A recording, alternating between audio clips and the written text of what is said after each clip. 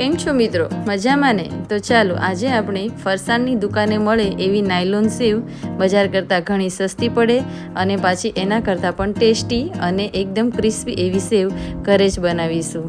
બનાવવાની રીત સાવ સહેલી છે અને બધાને ખૂબ જ ભાવે એવી એકદમ ક્રિસ્પી, જુઓ આવો કુરકુરો અવાજ આવે એવી આપણે સેવ આજે ઘરે જ બનાવીશું.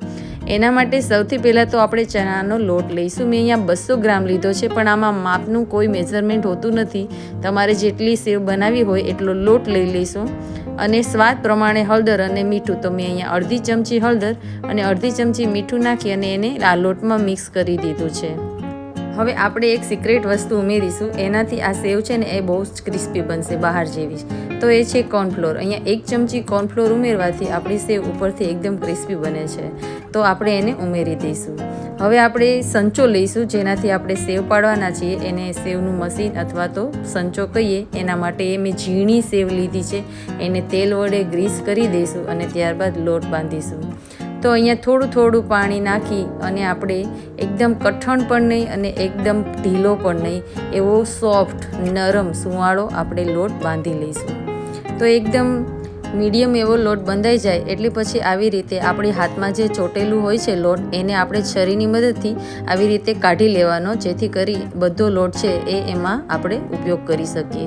હવે તેના પછી એના ઉપર તેલ રેડી દેવાનું અને હાથમાં પણ આપણે તેલ લગાડી દેવાનું, જેથી કરી લોટ બિલકુલ ચોટશે નહીં. અને પછી આપણે લોટને 5 મિનિટ સુધી સારી રીતે મસળી લેવાનો છે.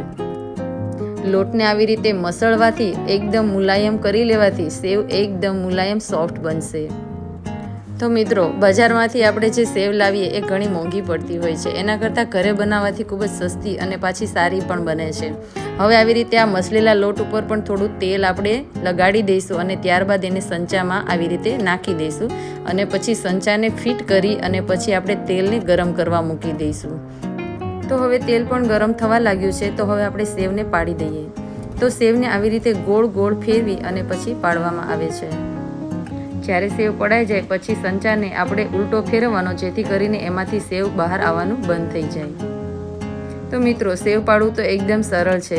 હવે આપણે એને બીજી બાજુ પણ ફેરવી અને એને બીજી સાઈડથી પણ તળી લઈશું અને બીજી સાઈડ પણ ફેરવી અને પછી આપણે એને બહાર કાઢી લઈશું.